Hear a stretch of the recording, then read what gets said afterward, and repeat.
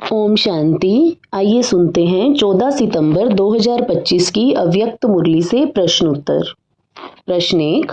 बाप दादा आज किन दो प्रकार के बच्चों को देखकर हर्षित हो रहे हैं? उत्तर।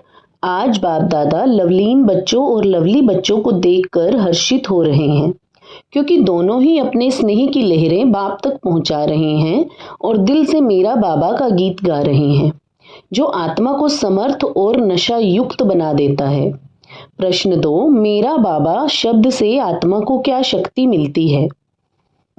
उत्तर। मेरा बाबा कहने से आत्मा परमात्मा खजाने की उत्तराधिकारी बन जाती है और सहज नशे में रहती है, क्योंकि जहाँ मेरापन होता है वहाँ याद करना नहीं पड़ता, बल्कि स्वतः ही याद रहता है। प्रश्न 3। आज का दिन किस रूप में मनाया जा रहा है?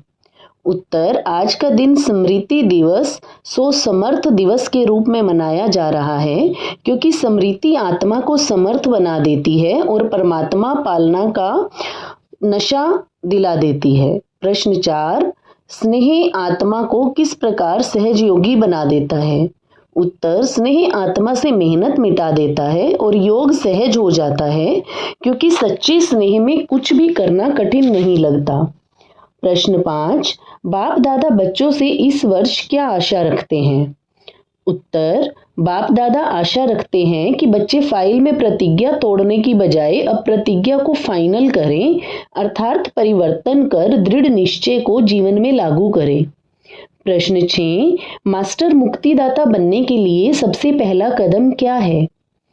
उत्तर। मास्टर मुक्तिदाता बनने के लिए आत्मा को पहले स्वयं मुक्त बनना होगा, तभी वह दूसरों को भी मुक्ति दिलाने के निमित्त बन सकती है। प्रश्न 7। बहानेबाजी करने की भाषा को बाप दादा ने किससे जोड़ा? उत्तर। बाप दादा ने बहानेबाजी की भाषा ऐसा नहीं वैसा को समस्या की जड़ बताया है और कहा है कि कारण बताने की बजाय निवारण पर ध्यान देना चाहिए। प्रश्न 8। याद के समय आत्मा को किस स्थिति में रहना चाहिए? उत्तर। याद के समय आत्मा को अशरीरी, निराकारी, निर्विकारी और निरअहंकारी स्थिति में रहना चाहिए, ताकि लास्ट पेपर में पास हो सके। प्रश्न 9। अगर योग में सेवा की याद आ जाए तो क्या हानि होगी? उत्तर। यदि योग में सेवा की याद आ जाए तो आत्मा साकार स्थिति में लौट आती है और अंतिम क्षण में अशरीरी स्थिति से फेल हो सकती है। प्रश्न 10। एवरेडी बनने की विशेषता क्या है? उत्तर। एवरेडी बनने की विशेषता है बुद्धि की लाइन क्लियर रहे, जिससे किसी भी समय बाप का इशारा मिलते ही बिना सोचे समझे तुरंत पालन हो सके। प्रश्न 11। इस वर्ष को बाप दादा ने किस नाम से मनाने की इच्छा जताई? उत्तर। इस वर्ष को बाप दादा ने न्यारा वर्ष, सर्व का प्यारा वर्ष, मेहनत से मुक्त वर्ष और समस्या से मुक्त वर्ष मनाने की इच्छा जताई है। प्रश्न 12। बाप दादा ने बच्चों की फाइल में क्या देखा?